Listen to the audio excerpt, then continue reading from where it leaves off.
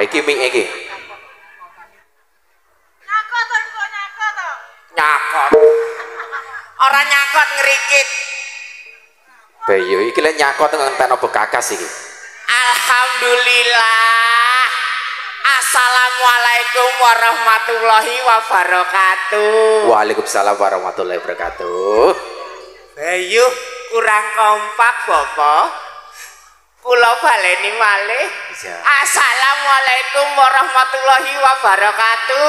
Waalaikumsalam warahmatullahi wabarakatuh. Alhamdulillah dina iki adem ayem, seger, damai tentram, mergo diudani. Udane adem. Maksudnya diparingi udan. Diparingi udan. Beda asumsine warga kene iki nek diudani kuwi gak ngono kuwi. Oh lha piye, Bapak? Diudani yo cepot kabeh kelakuan. Oh lha iku lha yo mleret. Bapak?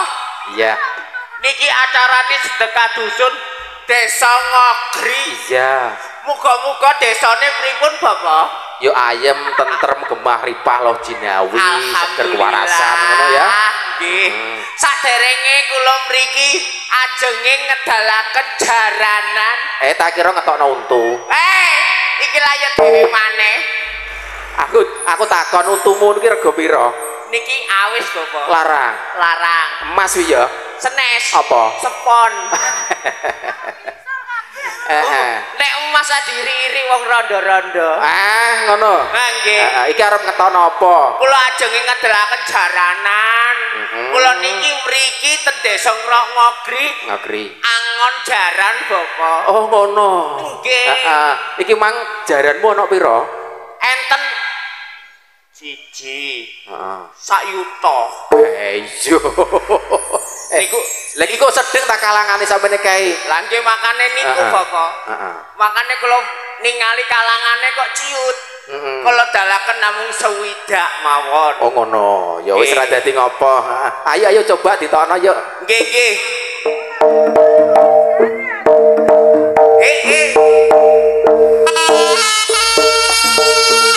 Kula dalaken setunggal-setunggal Bapak. Ajaran kula ingkang nomor setunggal.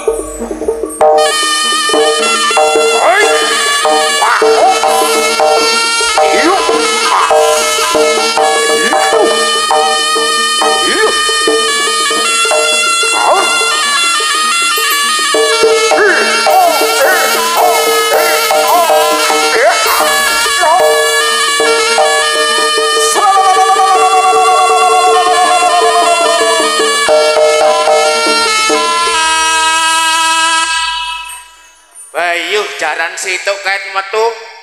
Udute lali ra dicopot. Kak apa? Ya pancene nek metu penak kuwi arep nyepot yo. Nggih, saking penake. Saking penake. Kuwi sampai lali. Dadi terus dicepno. Kula dalaken malih Bapak. Iya tok kemane. Ingkang kalih jaranan sodok ndudal. Ojo. Iya.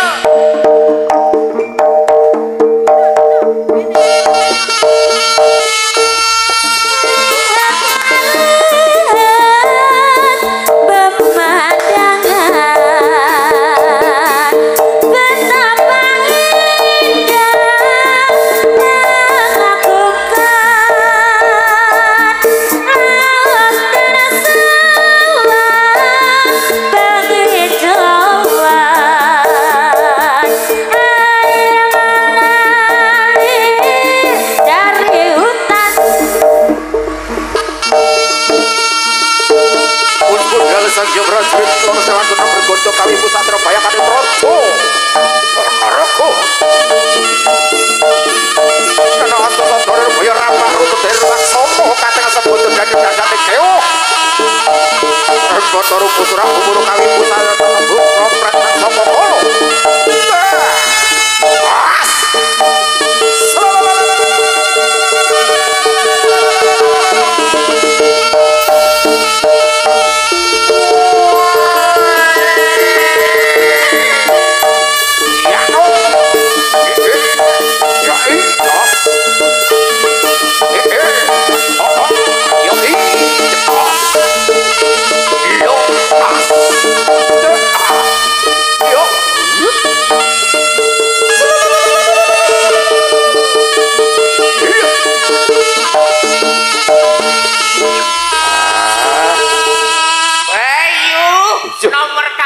lumayan sae. Pancene jaranan saking desa Ngogri pancen sae. Alhamdulillah aja lali wong nanggapo. Ya rasane nek wis metu pindho ngene iki piye jan?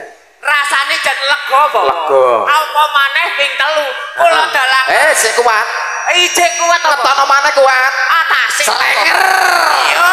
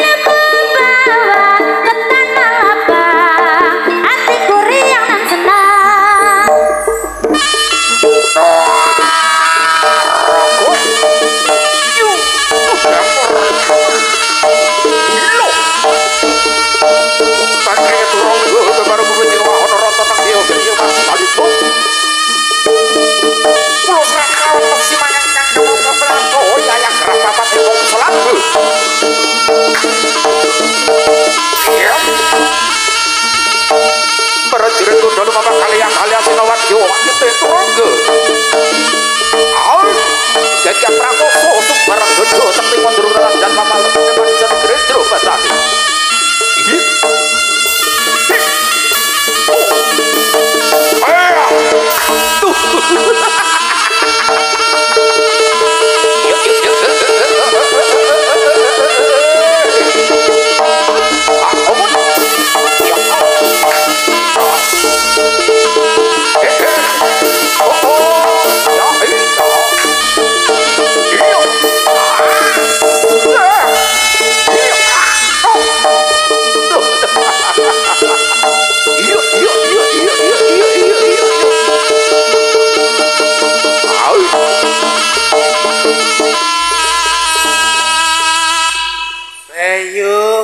Ternyata Bapak 3 kali keluar langsung lemas. Ternyata piye? 3 kali keluar langsung lemas Bapak. 3 kali keluar langsung lemas. Tapi dina iki kula pancen semangat. Semangat. Wis jamu porong. Napa? Wis jamu apa durung? Nggih sampun nang jamu kula niku nggih jamu Jawa. Jamu Jawa. Apa kuwi? Temu jahe. Oh, temu jahe. Temu jahe. Nganggo ndok ora? Mboten. Lah ndokku piye? piye? Soale kan pun kalih ndok kula. Oh, ndoke wis loro. Pun ditambah setunggal 3. Makane kula mboten nate nambah ndok. Iya, wis loro cukup. Heeh. Iki nek kula tasih kuat ngedalaken. Oh ngono. Nek telu kan jenenge gotong mayit rape. Ora apik. Ditambahi manes. Ye. Woi.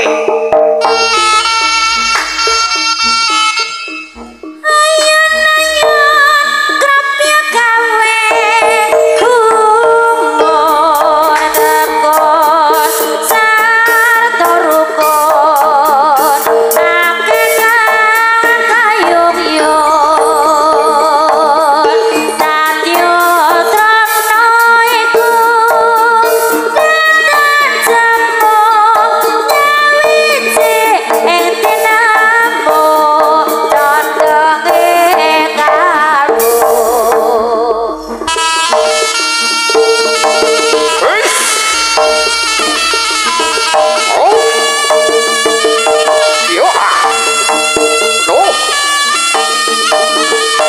Bathara Raling semono para kadang diomongan kandhane ngayataken cambuk pembantu mleb batin menang cambuk lamun nganti kaya tedaya malah kaya kluwuh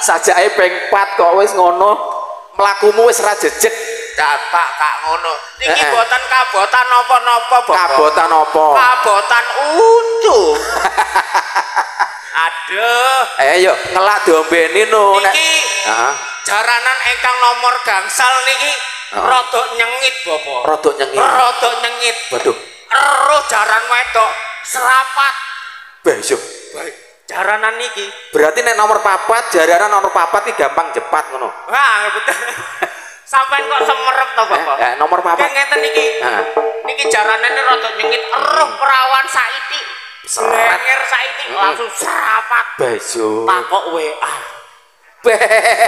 terus WA-ne kon klebono WA-ne kono ngono lah niku Bapak kula dalaken larene Bapak ayo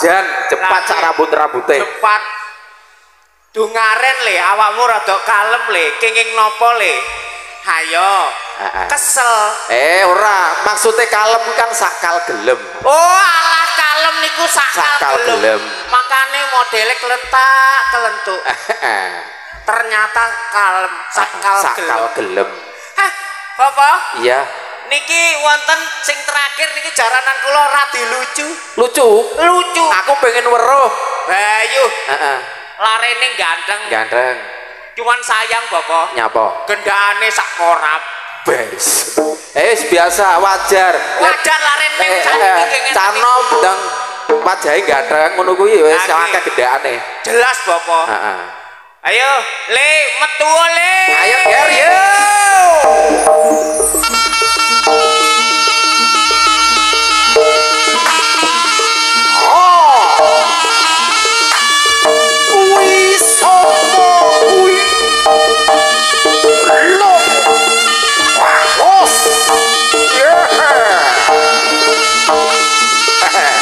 Jangan ganteng tenang nih bocah ya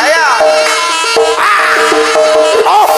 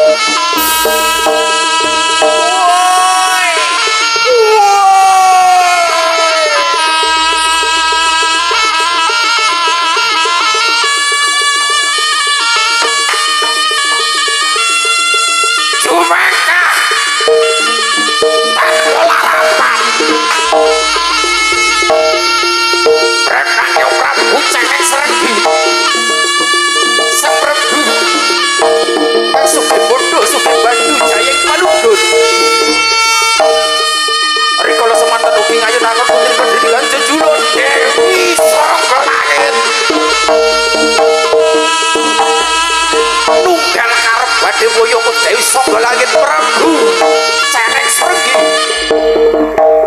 ingkang mijil saking laladan Gunung Kendeng nyasak alas Ponorogo lewang lewung Pak Jalu. Wah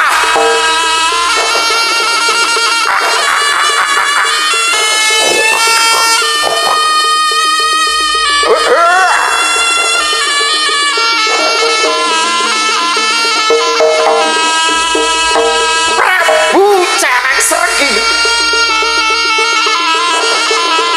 dutaning Singobarok saking lalat Hanodoyo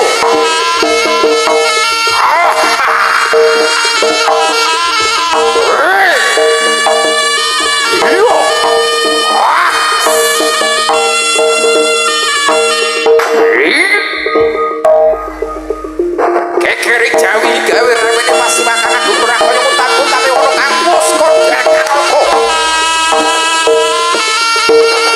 kawat kaliwat foto jantung manungsa ayo podo mikir Prabu Celeng Srenggi sugih kanthi jaya sugih Mas Pijen Praja Grono kembali jaya Palugon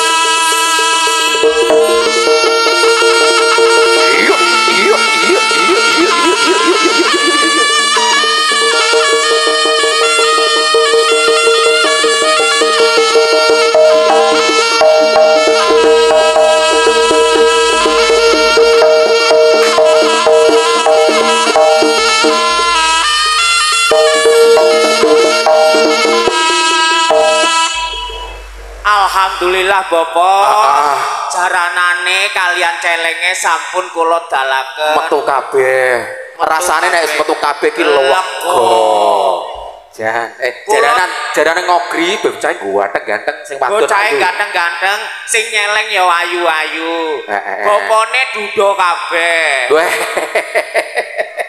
lah jere pemake celenge perawan porondo oh niki perawan oh ngono cuman gak ada bojo perawan tapi dhewe bojo. Perawan kok dhewe bojo. Lah statusnya perawan. Lah terus KTP-ne? KTP-ne beristri. Nggih Bapak kula titip lare-lare. Muga lampahe Uda Purnama saged lancar dinten menika. Iki kan ceritane iki arep budal perang. Nggih. Dadi prajurite Klana Sewandana iki perang kelawan karo Prabu Celeng Srenggi sak Madyabala. Nggih. Dadi tak bawanane budal perang dhisik ya. Nggih, Bapak. Iwangkat sang Prapara Kuswa mangkura-kura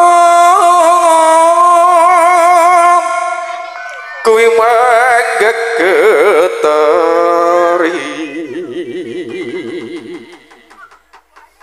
suara ning teteko moro war pangkri ing turanggong bendhe peri sauran munyuk mangungko Gambirotya sing prajurit